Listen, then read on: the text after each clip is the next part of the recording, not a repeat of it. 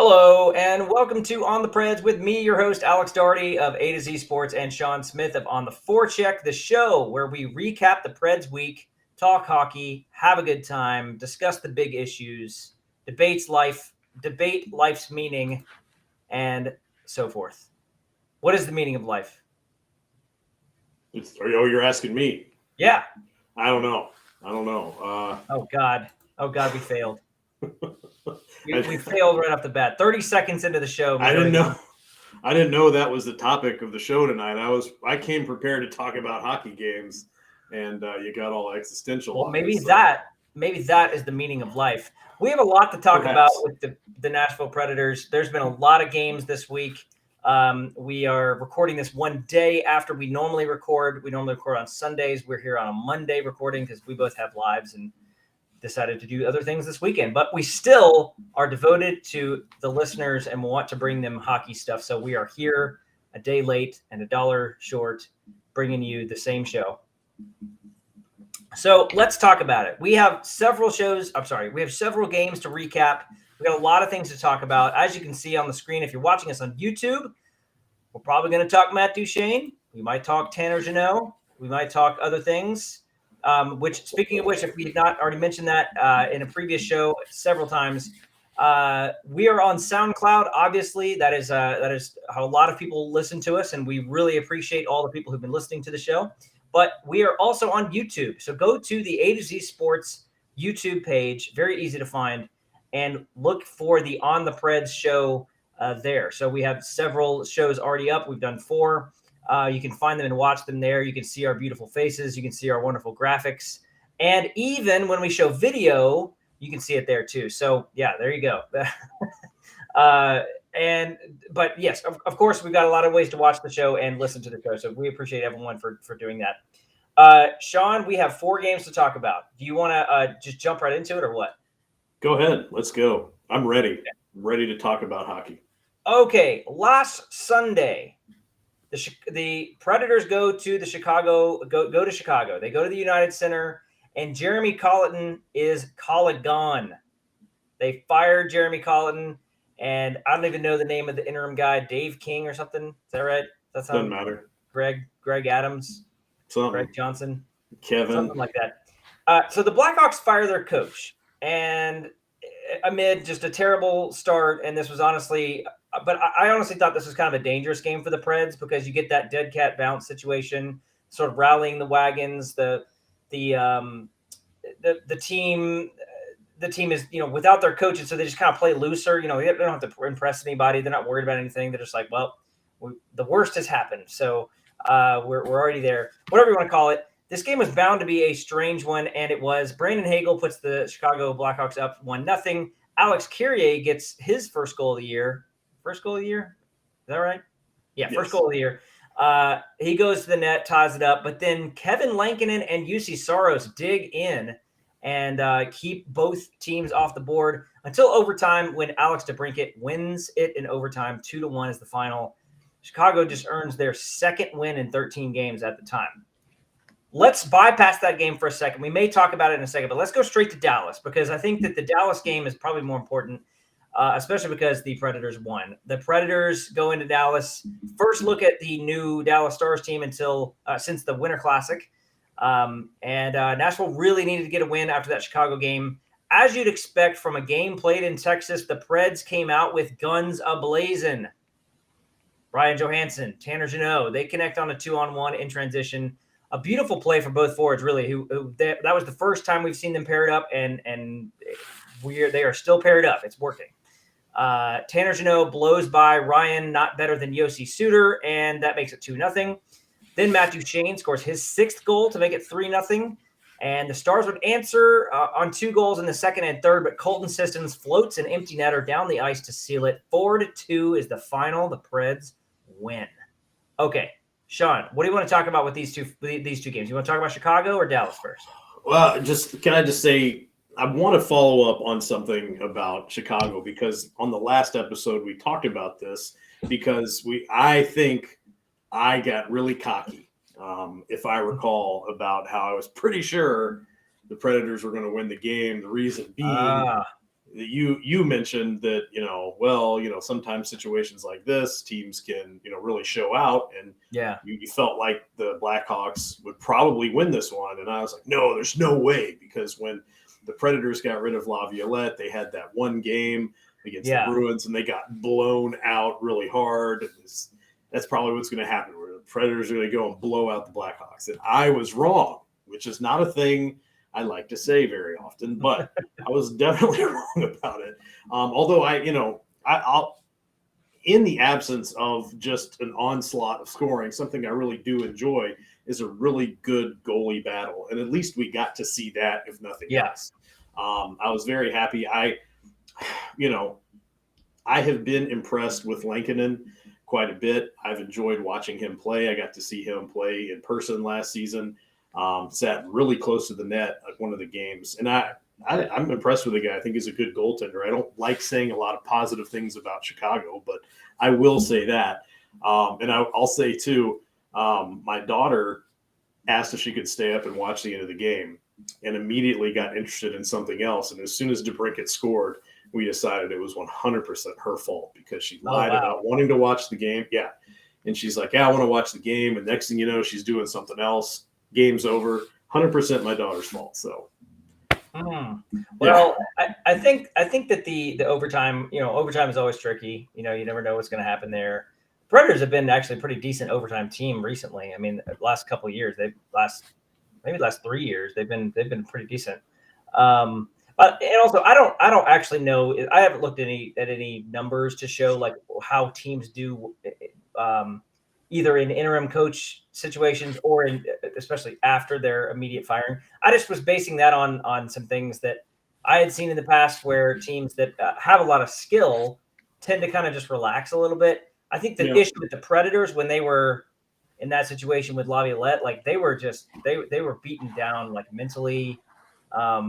They didn't have a ton of skill at that point. Like they were not a very skilled team. I don't even think they were as skilled as the Chicago Blackhawks team.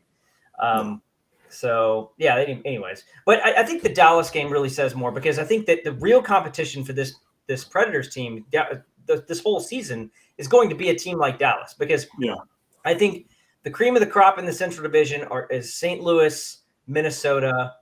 I think those are the top two teams, and then after that, I think it's Dallas, Nashville, Winnipeg, and then I think Chicago, and then Arizona, and I think I'm forgetting a team there. I don't know why I've forgotten a team that's in the Central Division. Have I forgotten a team? I don't even know who I mentioned. Chicago. I forgot about Colorado. Colorado is cream of the top team. Yeah, Colorado cream of the top. Predators haven't played them yet, so but definitely Colorado is with the top three. Minnesota, St. Louis, Colorado, top three. Then it's Dallas, Nashville, and Winnipeg, and then Chicago and Arizona probably last.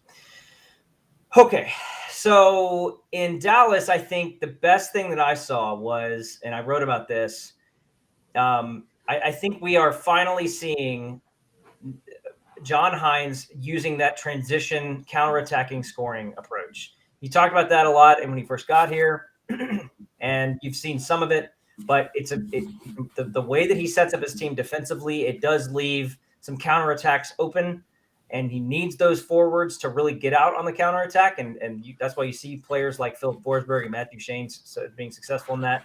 We're going to look at a video here in a minute of that, but the Dallas game was great. I mean, like they had to kind of hunker down in the final third period of that, but I really thought that they played well in that overall, and then it definitely led to a good performance the next night in St. Louis too.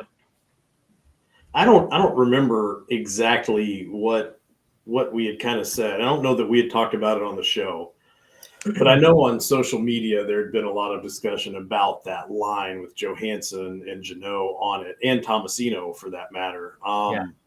And I'll tell you, at this point, a lot's been said about it, because it has been a few games, but there's a certain, I don't know, reinvigoration that's happened with Johansson on that line. And I think if you look back on all the things we've been saying since before the season started, you need to see Johansson be a willful skater. You need to see him be able to go out and assert his will on the ice and kind of lead things the way they need to be led in that fashion. You would have seen, say, back in the postseason of 2017. I think you're seeing that. And I'm really glad. I don't know if you can say it's necessarily because of his line mates, because he's been playing with very good line mates for a long time. But it's almost like the youth has come and reinvigorated him and brought him back to where he was 5 seasons ago. And I'm ready for the ride, if you know what I mean. Yeah. Johansson seems focused. He seems, I think there's been a lot of things happened for him over the last few years that have not been great, and he's sort of moving out of that and maturing and getting past it. So that's great to see, and I think that's got to be good for Predators fans to see that. Another guy that's playing well, just for a lot of reasons, is Matt Duchene, and I want to look at this goal right here. This was in the Dallas game, and this kind of talks about what I mentioned about the counterattack and about the transition game. So let's take a look at this goal. This is Matt Duchene's goal in transition against Dallas on Tuesday. Ruffle across the line, tried to flip it to Como. Benning got back to intercept. And now numbers for Nashville. It's Duchene. He's got help, but cutting Yossi. He shoots. He scores. So that starts with a 2-on-1 for Dallas. Not 2-on-1, but an attack for Dallas that gets thwarted by Matt Benning and Borowiecki, and then they immediately stretch past it up the ice. They know that they've got Novak. Novak? Yeah, Novak. I think it was a line change. But anyways, but he gets it to Duchene, and then he immediately gets over the ice and then shoots one really nice shot to get that goal going. I think that's a huge part of this team right now. I think that might be their strength. If I'm listing out their strengths, that might be one of them, is the ability to counterattack and quickly capitalize when there's a defensive play at one end and going down the ice and scoring. But isn't that something that we've seen the team working on ever since John Hynes has come on board? I'm not talking about in games. I'm talking about preseason practice, every chance in between. That's been a scheme that he's been trying to get ingrained into the fabric of this Predators team, to say this is what we're going to do. I know I've seen him working on it. Yeah. And I'm talking piece by piece. It's not, we're going to practice this long extended play the first time. It's, let's work on how to stop this down in the defensive zone. And then we're going to work on how I want everybody to respond going down the ice through the neutral zone, and then how to set it up in the offensive zone. And you've seen that develop over the past year and a half, or I've lost track of time, honestly, but you've seen that develop over however long Hynes has been with the team, to where they're putting all of that together. And you'd see flashes of it. You'd see, somebody make a good defensive stop and then get the puck out, but whoever was supposed to be ready to take it up the ice wasn't there. And as time's gone on, and we've talked about Hynes getting his system in place for a very long time now, but this is what I think is the cornerstone of his system for the team. And you're starting to see it really pay off on the ice. And like you said, it's become, this is their strength. And it's really hard to stop them when they're pulling this off the right way. And you saw it in that clip right there. It's beautiful, beautiful. Yeah, it's great to see a lot of that coming together. And the other lines are doing that too. Not finishing in the same way. I don't think you've seen. A lot. There's not a single forward line, in my opinion, that looks bad on the ice. There's some that are just more productive than others. But let's go to the next 2 games, because we had 2 more games to talk about this week for the Predators. They get the win in Dallas 4-2, and then they go back-to-back in St. Louis. Now that is a tough back-to-back. There are a lot of tough back-to-backs, but Dallas and St. Louis, 2 big, physical, heavy, fast teams, that's got to be really hard. And then this is the first time we get to see David Riddick. So back-to-back game going from Texas to Missouri. David Riddick gets his first start for Nashville. He had to deal with Jordan Kyrou early, who kind of had his number. That Jordan Kyrou is pretty good. And he fires 2 wrist shots home to make it 2-0. Blues lead late in the first. At this point, you're thinking, well, they got the win in Dallas. They're going to get a loss here in St. Louis. But man, the Predators they rally and they get back into the game quickly too. And early in the second period, Nashville answers. Matt Duchene scores. The feed from Cunnin off the entry just set it up perfectly. He scores right from the slot. I mean, just a great look and a great shot, great finish. But the St. Louis native, who I did not know was from St. Louis, Luke Cunnin from nearby, I forget the name of the town, but it's basically like greater St. Louis. He wasn't done. He gets his second goal of the year 7 minutes later. And this time it was Matt Duchene's setup that was absolutely perfect. We're going to look at that in a second. It was a backhand, no-look pass to Cunnin in the slot. He slips it by Jordan Binnington. Really nice play. Yakov Trenin gets his first goal of the year. Tarasenko answers on a crazy, weird angle. Mm-hmm. And then we go to overtime, none other than Matt Duchene, who should only be handled with oven mitts at this point because he's just so hot. Scores on a Granlund feed to win it. 4-3 overtime win for the Predators. Let's go back and look at this goal by Matt Duchene, and then I also want to talk about what he said after the game based on a question that I asked him. But here's what's funny about this clip I'm about to show you. This was incidental. Actually, you know what? Scratch that. I want to show this other goal first. We'll show the first Duchene goal, and then we'll show this pass. Let's look at the first Duchene goal. This was to get the Predators back in the game. Goes around the boards, little chip pass right there, so a slow start for the Blues to get going. You need some backside pressure right here, and you can see that little move that catches Colton Parayko off guard. Parayko's footwork right here goes to one side, and then that opens the... So you may notice that is the Blues call. That's the Blues broadcast team. And then for this next clip, you'll notice that as well because they are talking about something else entirely, which is kind of fun. On that goal, all I see is more transition. I see Luke Cunnin finding Matt Duchene streaking down the ice. I see Mikael Granlund making a controlled zone entry. All great things to see. So really nice goal. Let's look at this next play. So this is the pass that Duchene had to Cunnin. The Blues broadcast team only is playing this to show something else entirely, which I think is really funny. But it gave us a really close-up look at the pass. So let's take a look. I want to show you what happens here. Stop it here if we can. And you can see the amount of sticks there. The stick of the goaltender, Jordan Binnington, gets flared out because of the stick and the confusion there. Now he can't get it back. Stop it there again. And now you see what happens. That stick just can't get back in position. It was all a result. I love that because they freeze it right as Duchene is about to make that pass, and it just worked out perfectly. Well, it's like do what? It's like look at this minor thing that happens in the back. Meanwhile, there's just magnificence going on in the foreground. Yeah, that's Darren Pang that's doing that. He's a Blues homer. I mean, he always has been. He's the Chris Mason of their broadcasting. It's fine. I mean, it makes sense.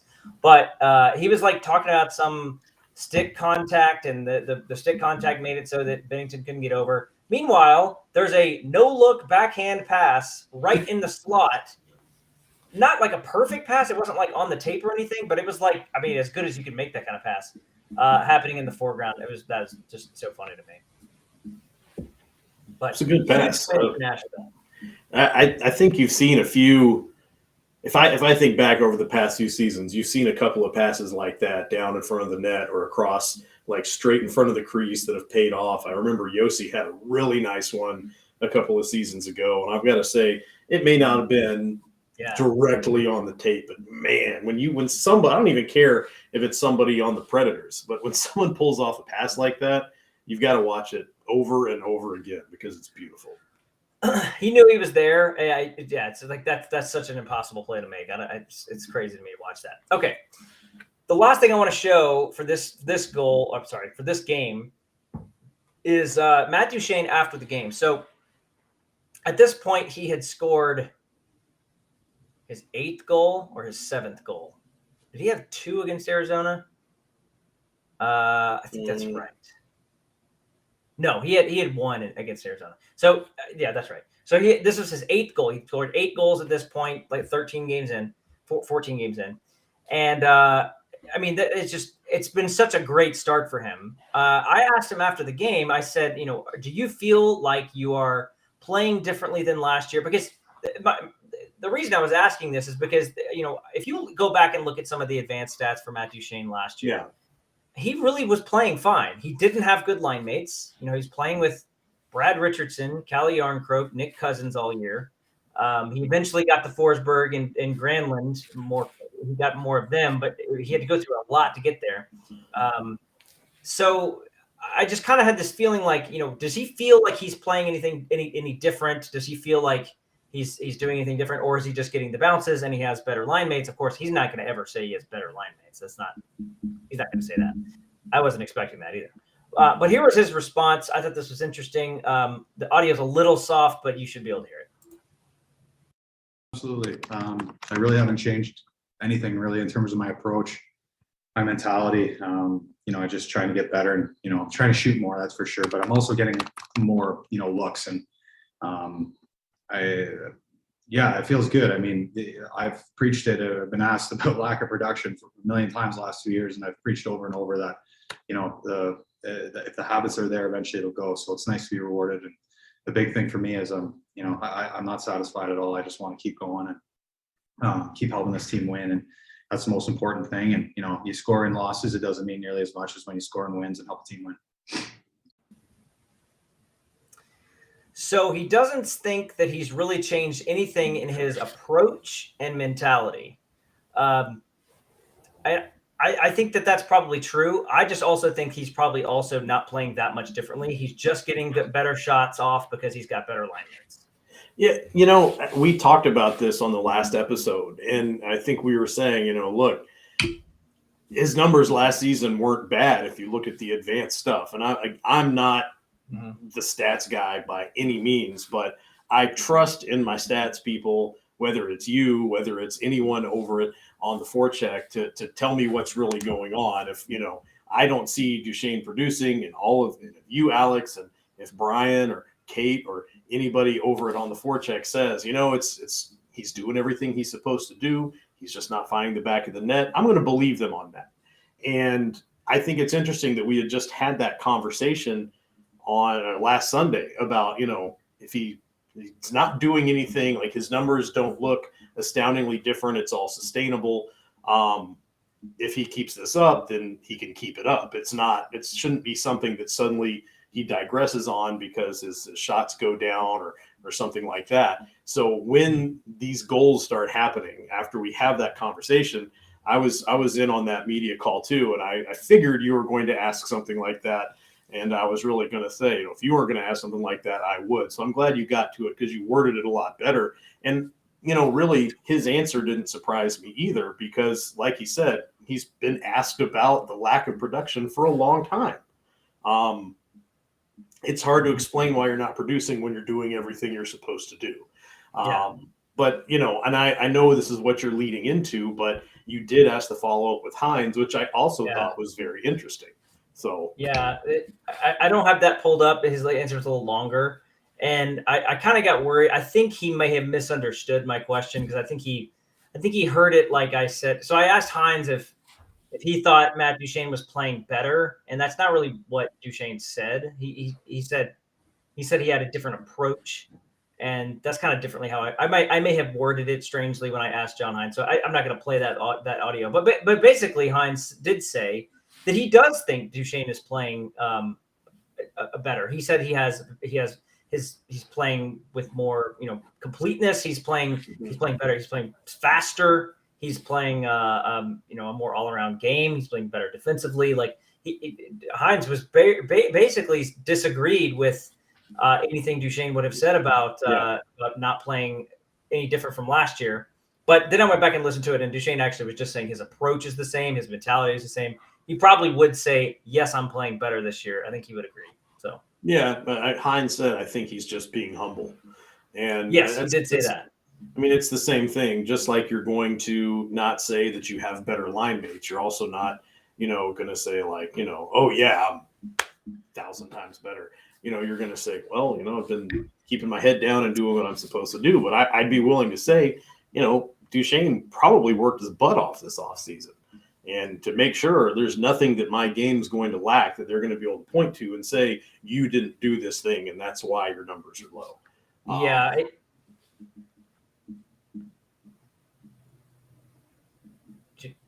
Are you there? Yeah. What happened? We had a brief moment, a frozen moment there. That was crazy. Sorry.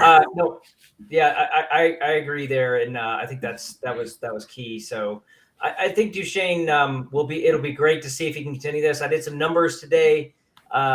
He has to score 26 goals in the final 67 games in order to break the single season goals record set by Victor Arvidsson a few years ago. He could do it. His career average is not that high, but he could do it if he keeps playing like this. So if his shot volume is there, if his expected goals percentage is there, he can definitely do it. So let's talk a little bit about this Arizona game. I actually don't want to talk a lot about it because I think it's a little tricky to assess this one. Real quick recap: the Arizona Coyotes look terrible. I mean, they don't look very good. And they were starting a rookie goalie in Vejmelka. I think that's how you say that. And the Preds took full advantage. But honestly, they don't do that often enough. They don't take advantage of beating an inferior opponent like that. But so still a nice win. Duchene, again, please do not handle Duchene without proper protection. And please keep out of reach of children. Scores his 9th goal of the year. Roman Yossi does the stick handling on that one. This game was a good candidate for Roman Yossi highlight reel. There's a lot of good stuff in there. He would continue his dominance on the power play. He just absolutely destroyed a puck on the right side there to make it 2-0. Vejmelka just really wasn't good. He was pretty overwhelmed. You saw that on the Granlund goal to make it 3-0. Just kind of bad. Later, there were the Roman Yossi goal where he had the breakaway. He got the rebound and banked it in off of Vejmelka. Like, man, that poor guy. He just had a bad night. So 4-1 win for the Preds. There was one thing that happened, and I actually didn't watch a lot of it, but what happened with the Borowiecki thing? So it was knee to knee. It was the issue. And I don't remember the name of the player that he hit, but it looks like they went knee to knee. It looked like to me, and again, I'm sure people will spew their hatred toward me. That's fine. I'm used to that. But here's the thing. To me, it looked like he was braced, like he was getting ready to hit the guy. The guy tried to get out of the way, and they ended up knocking each other in the knee. The other dude went down. And of course, Borowiecki's then forced to answer the bell. Somebody coming to his defense. They fight.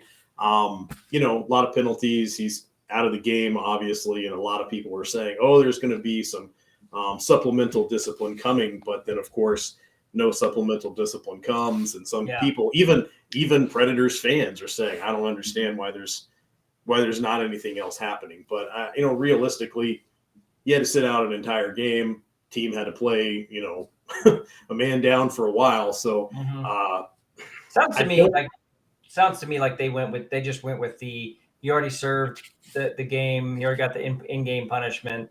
Yeah. So if he had meant to do it, he was like, "I'm going to take this dude's knee out," I think it'd be a little different. But I don't think, again, direct your hatred toward me, preferably on Twitter. But I know a lot of people. Well, I think in terms of the on ice discipline for stuff that's happening on the ice, I think the NHL does a decent job. I think at the very least they do this. They give you very clear standards on what they look for. They look for, does this player have previous suspensions? Is there intent? Was there a penalty? And was there an injury on the play? All that stuff. They take into account all of that.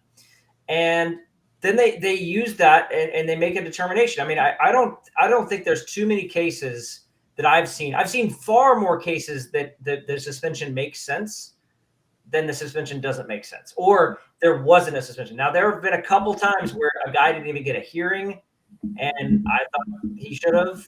That I've been kind of confused by that. But, I mean, I'd say they probably get it right 60% of the time, which is like just enough to stay above water. Yeah. And maybe it should be more like 80 or 100, but you're just not going to have that. You're not going to have everyone agree. No, and I think they did have a hearing. I think it was over the phone, but okay, they did have a discussion at some point. Okay.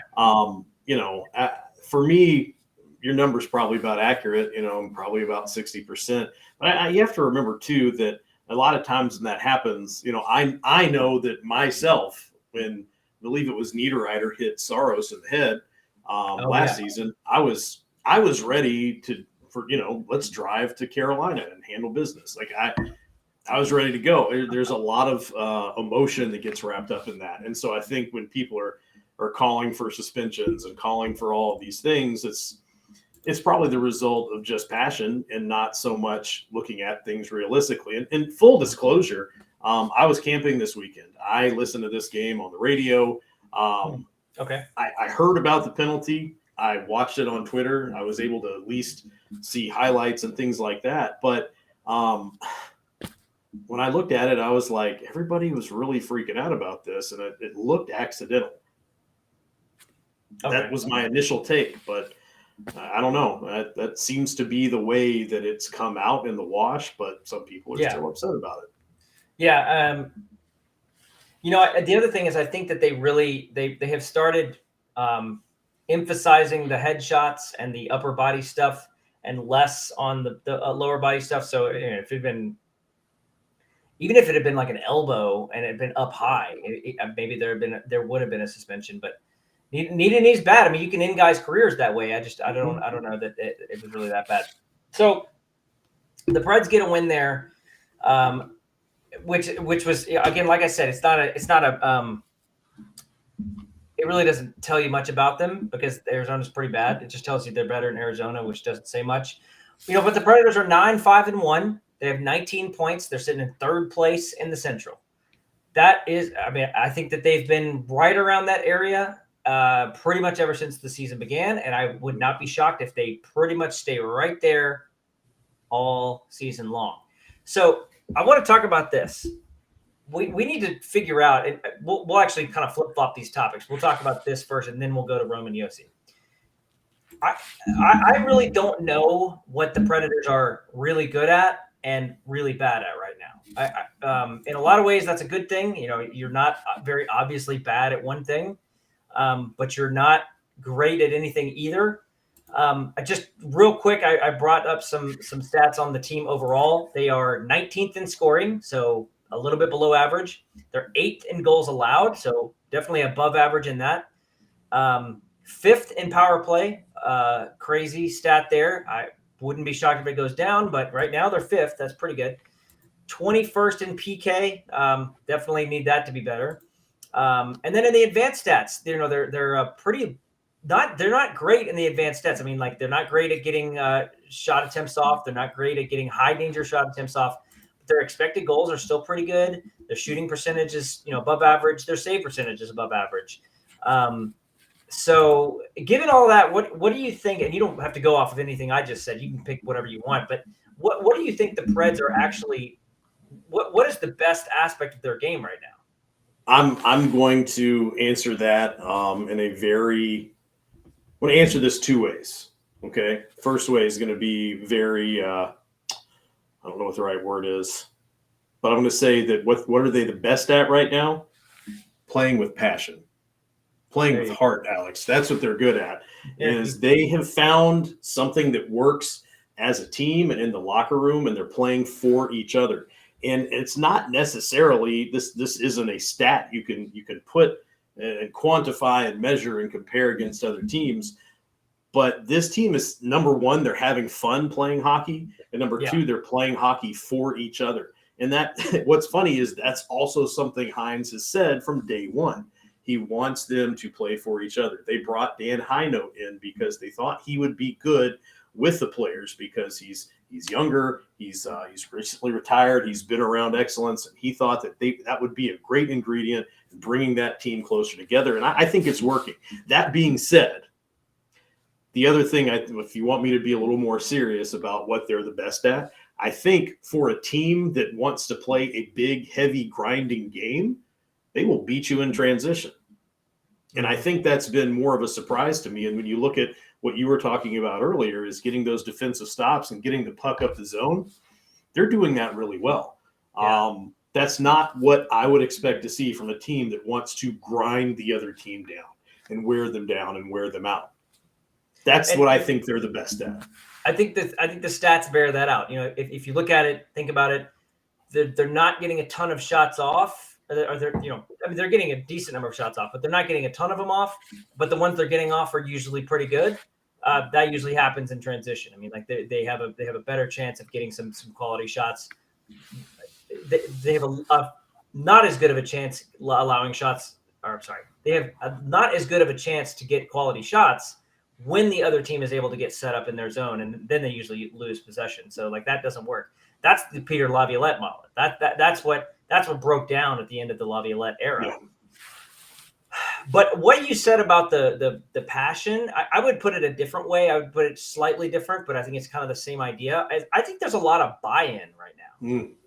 I think that locker room, they really like playing with each other. They like what John Hines is allowing them to do.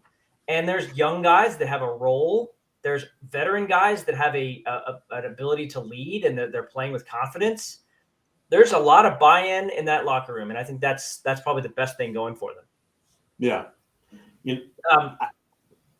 Go ahead. Oh, no, I'm sorry. I was thinking, though, you know, you talk about young guys having a role, and it's interesting you phrase it that way because you've always seen the players come up from Milwaukee or younger guys, rookies come in and fill in. And I think that's always been fun, but you're definitely right. You're seeing these young guys come in and be a part of an identity line or be someone that's going to make things happen, you know, defensively, like with Carrier. He's plugged in, he's playing, he is doing everything he needs to do to make an impact on the ice, as opposed to you're going to be here for a couple of games and, you know, just do your best. I think you see the veterans play for those guys. And I think it's always been interesting that whenever we talk to Colton Sissons, we always kind of talk about him going from being the younger guy on the team to being one of the older guys and mentoring guys on the team. But I think you're starting to see that with a lot more of the players that have been there for a while than just someone like Sissons. I think you see that out of Johansson. I think that's what's going on with that line. And there's a lot more buy-in from these guys because they're, like I said, playing for each other. But it all works in together, right? Certainly, yeah. In terms of what they're worst at, there's probably a couple of options. You know, they're none of these things I'm about to mention are they bad at, but they could be better on the penalty kill. They could be more consistent about getting high danger shots. They could be a little bit more, depth scoring, of course. They could have a little bit more of a straight up defensive game where they are able to just control the neutral ice and control the middle of the ice all the time. I mean, they do a pretty good job of that, but it's not every time. And there were times when that Dallas game, into that game, man, Dallas was just running all over them. It's just all over the place, and they were able to turn away shots. Another thing we should mention is Yossi Saros is having a great year. I mean, he's been really, really good. So that's another area of their game that's been going well. So Saros, shout out. He's been lights out. I think, a lot of people have talked about Saros being a slow starter, but I mean, he's on point. And it's early. For sure.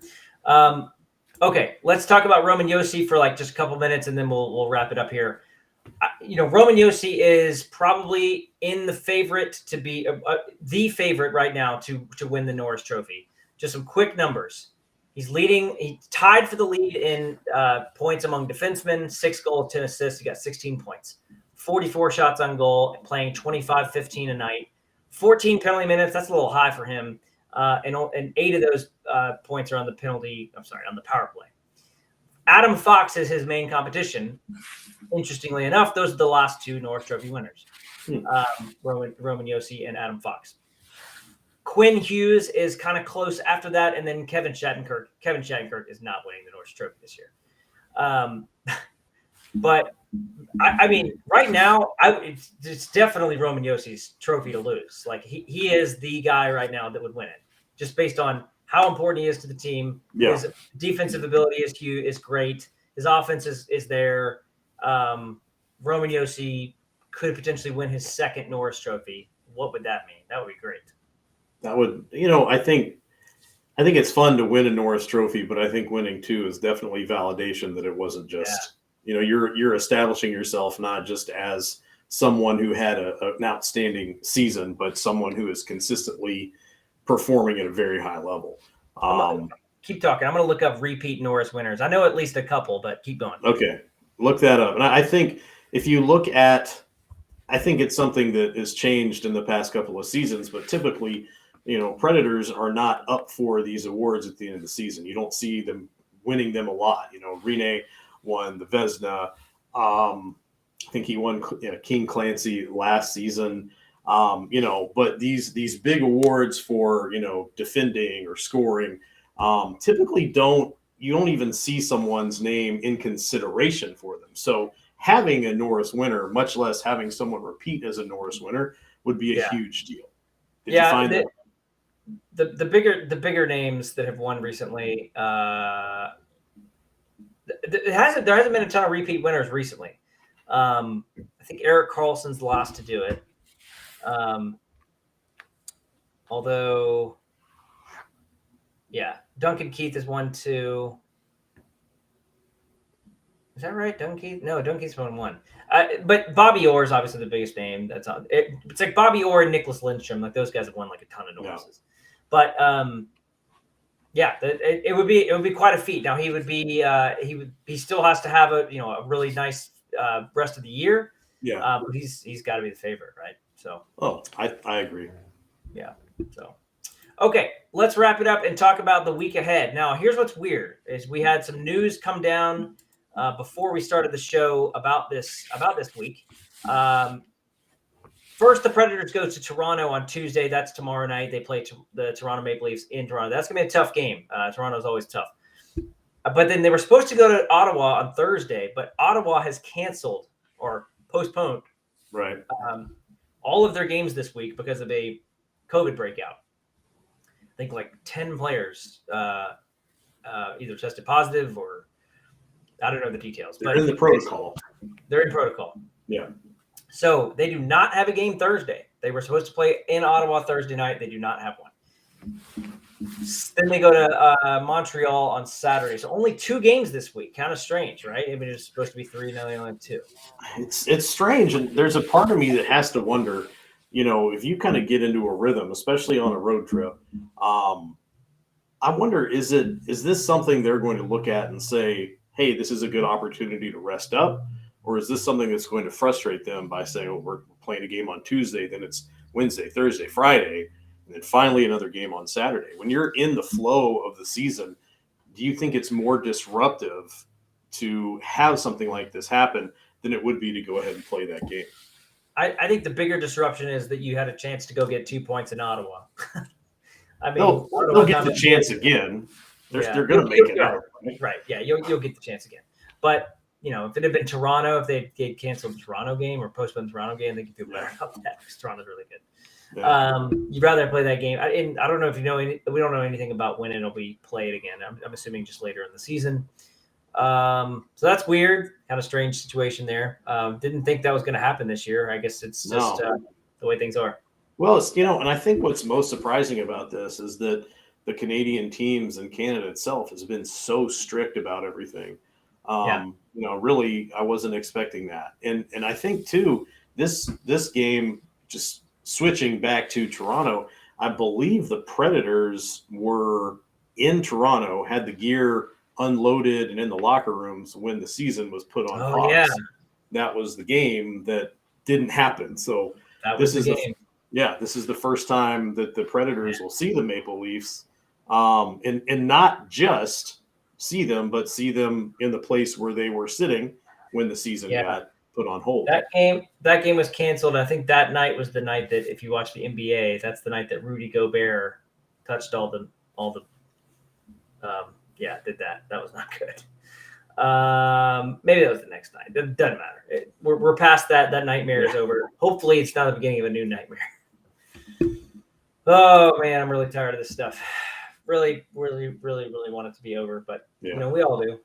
So, okay, that's gonna do it. We breezed through that. I mean, we covered a lot of ground, talked a lot about some big wins this past week, and some players that are really, really playing well. We'll see what happens in the coming days, tomorrow in Toronto and then Saturday in Montreal. So you can check out all of our hockey coverage at AtoZSportsNashville.com. And please also go to ontheforecheck.com as well. Read Shaun and all of his friends there. Follow me on Twitter at AlexDarty1. Follow Shaun on Twitter at SCSOTF. Any final thoughts before we click done here? Yeah, I realized we didn't even mention the fact that Mikael Granlund had a 4-point game. Oh, yeah. He did, didn't he? Crazy. He doesn't lead the team in points, does he? He may. He does not. They all have Who 16. Granlund, Yossi, and Duchene all have 16 Okay. points.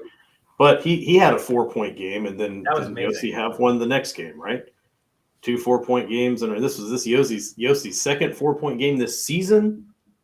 Wow. Is that right? That's I don't crazy. know. Yeah, I think you're right. I don't know. It seems like from one night to the next, it's a different line or a different grouping of players that kind of steps up and puts up big numbers. But 2 4-point games for Yossi, yeah. I would have hated if Mikael was listening to this and he was like, they didn't even mention my 4-point game. And I would feel really bad. He's got finished things to think about. Exactly. Licorice. Oh, so much. Different kinds of soup, fish soups. Which fish soup he's going to eat tonight. Yeah. All right. That's going to do it for us. Thanks again. Thanks, everybody. And we'll see you next time.